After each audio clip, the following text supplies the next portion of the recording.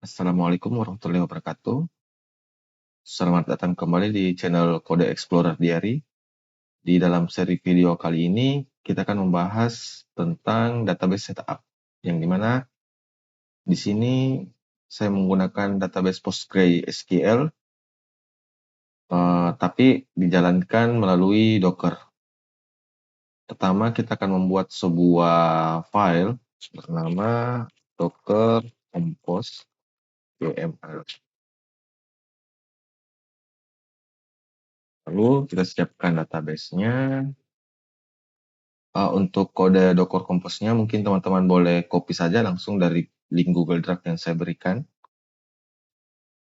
Lalu setelah ini sudah, saya buat di sini folder untuk penyimpanan datanya ya. Saya tidak menggunakan bawaan dari Docker.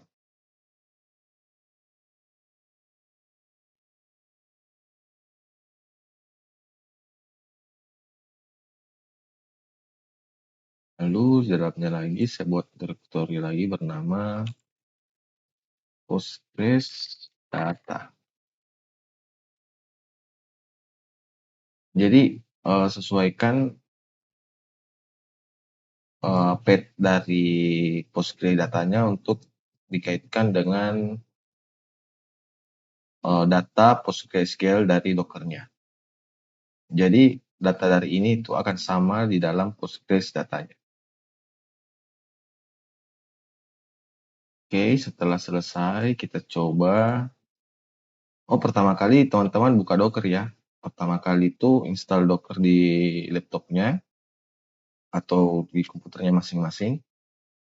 Jika Docker-nya sudah jalan, baru kita bisa menjalankan Docker compose apt -d. Ini kita bisa lihat dia sedang mendownload image-nya.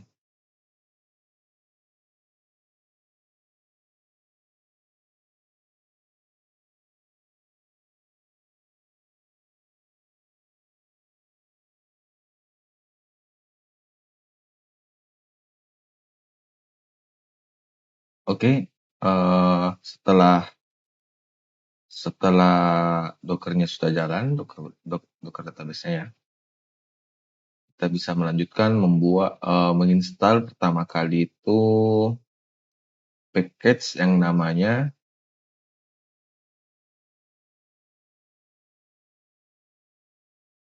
entity. Kita cari yang package-nya itu khusus PostgreSQL.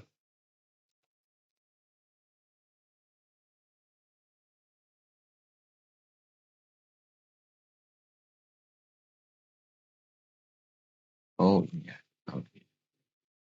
Oke, kita coba install yang ini.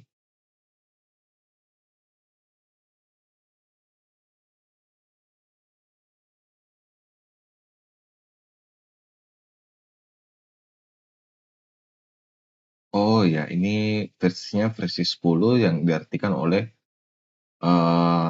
sebagai ASP.NET Core 10 ya. Tapi kita menggunakan ASP.NET Core 9. Jadi kita ambil yang angka pertama itu adalah 9.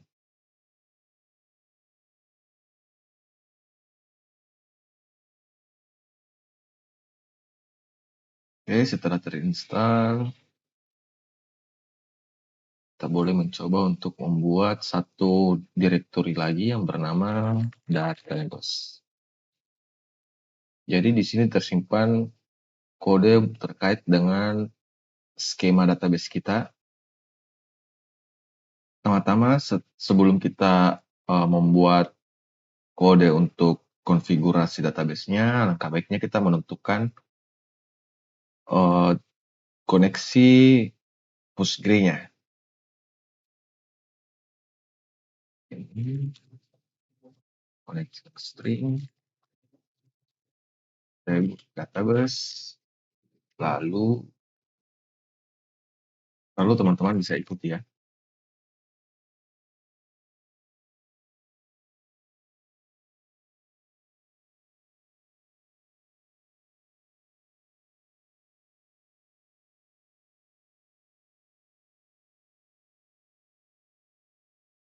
Oke, nama ininya untuk hostnya itu kita ikuti dari yang kita tentukan di Docker Compose-nya. Setelah itu, jika dirasa sudah sesuai, kita boleh menutupnya lalu membuat file namanya application dbcontext.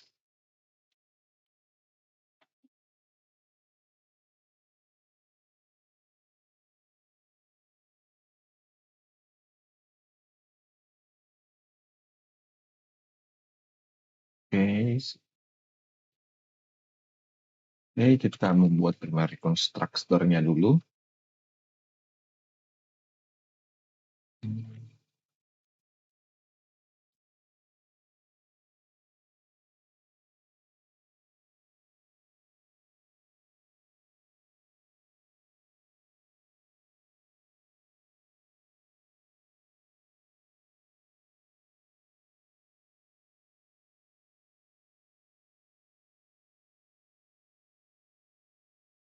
Oke, kita mengambil turunan dari dbcontext, lalu options. Setelah itu,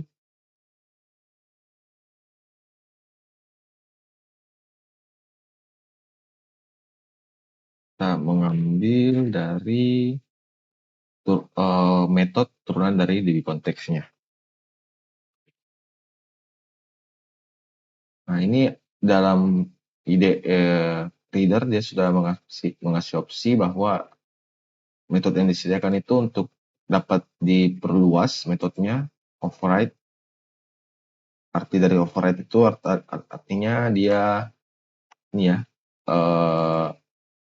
memperluas metode yang diturunkan oleh DB konteksnya. Setelah itu saya hapus yang ini ya.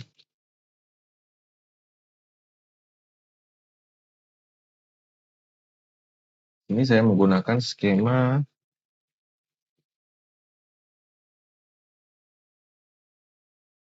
Saya tidak menggunakan skema public ya, tapi saya membuat skema tersendiri yang namanya project management. Lalu setelah itu kita membuat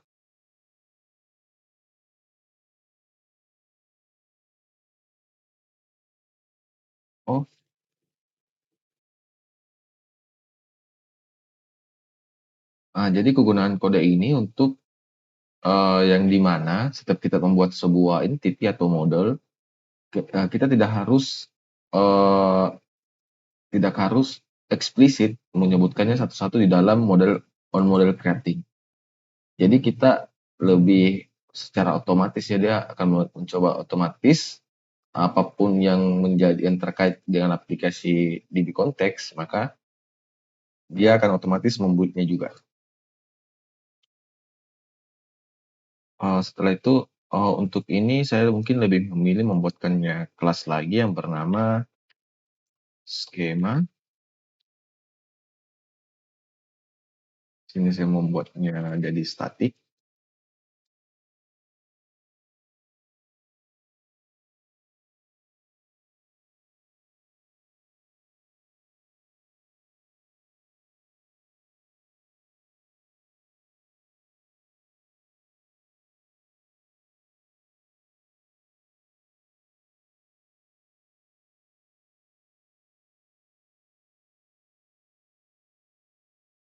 Setelah itu kita bisa menggantinya menjadi kelas yang sebelumnya kita buat.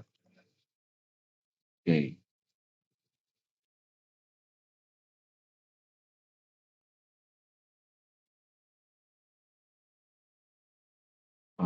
Setelah itu kita bisa lanjut ke dalam.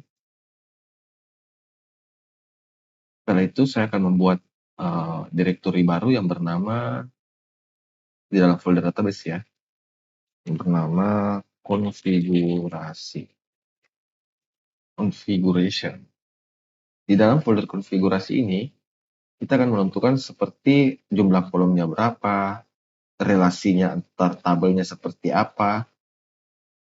Nah, dan kita akan membuat satu directory lagi yang di dalam folder backend-nya itu bernama Nah, entity ini adalah eh, sebuah kelas objek yang merepresentasikan isi tabel di database. Jadi dalam sebelumnya yang konfigurasi menentukan konfigurasi tentang jumlah kolomnya, dia relasi antar tabelnya seperti apa. Sedangkan dalam folder entities-nya itu sebagai objek yang memetakan model dari tabelnya. Oh, di sini salah ya namanya. Coba untuk rename dulu.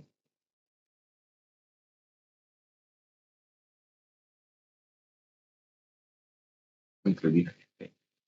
Oke. Setelah itu saya membuat satu folder lagi yang bernama extension.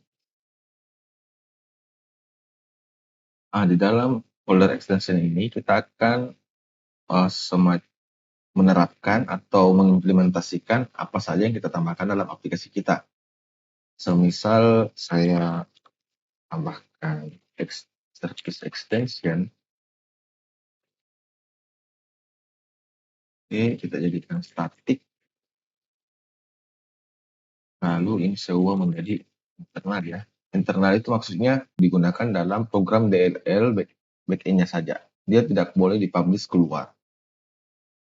Lalu setelah itu kita menambahkan, teman-teman boleh ikuti ya.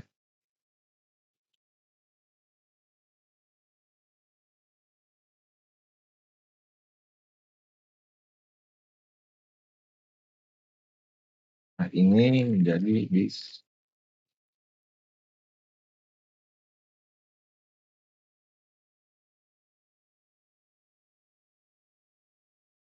Bukan service collection, tapi service collection. Sebuah interface. Ini nama produknya bisa saja. Lalu kita menambahkan parameter tambahan.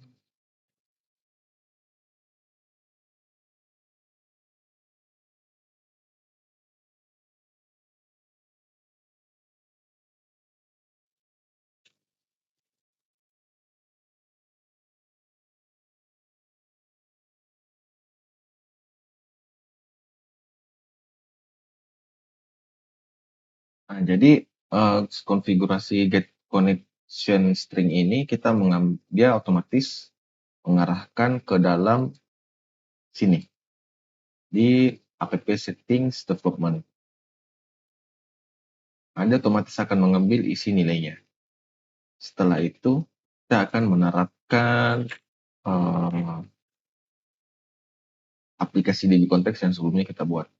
Nah, di sini yang namanya konsep di ASP.NET Core itu namanya DI atau kepanjangannya dari Dependency Injection.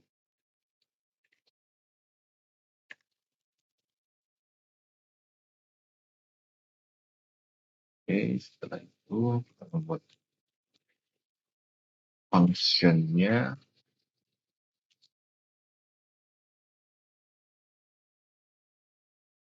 Saya lagi menggunakan versi yang tanpa kurung awal ya.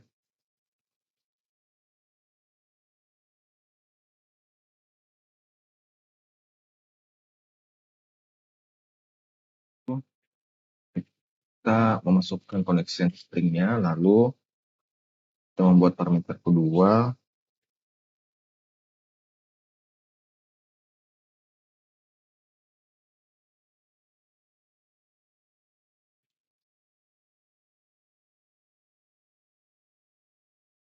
Saya rapikan dulu ya. Ini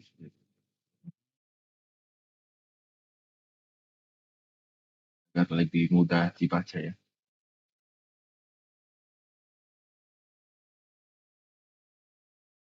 Terus parameter keduanya kita mengambil dari kelas statik kita sebelumnya.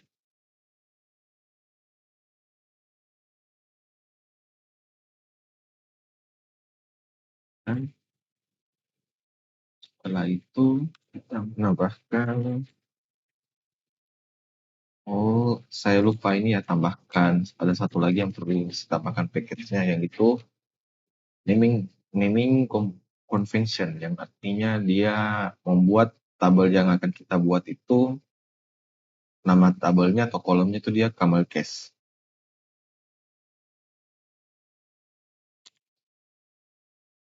Tambah ini kita pilih versi 9 ya karena kita menggunakan ASP.core versi 9.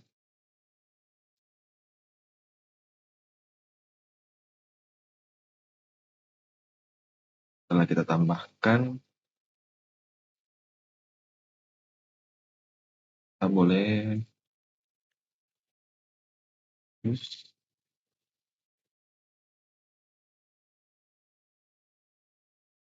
Oke, kita menggunakan Usenet case naming convention yang kita terapkan di service extension ini. Kita akan meluruskan kembali memanggilnya di dalam program.js kita. Saya lebih menambahkannya di sini.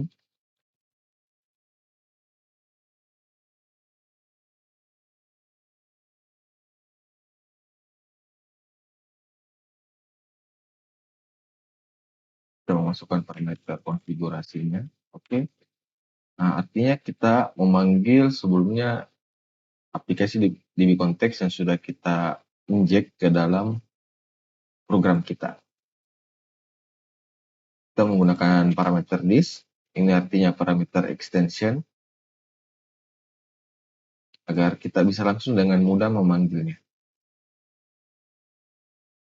Oke, dalam seri video kali ini, mungkin sampai di sini dulu. Kita hanya fokus ke dalam database setup-nya di Docker maupun di dalam project kita. Dalam seri video selanjutnya, kita akan menggabungkan, menyiapkan tabel bersama dengan kebutuhan datanya. Oke, wassalamualaikum warahmatullahi wabarakatuh.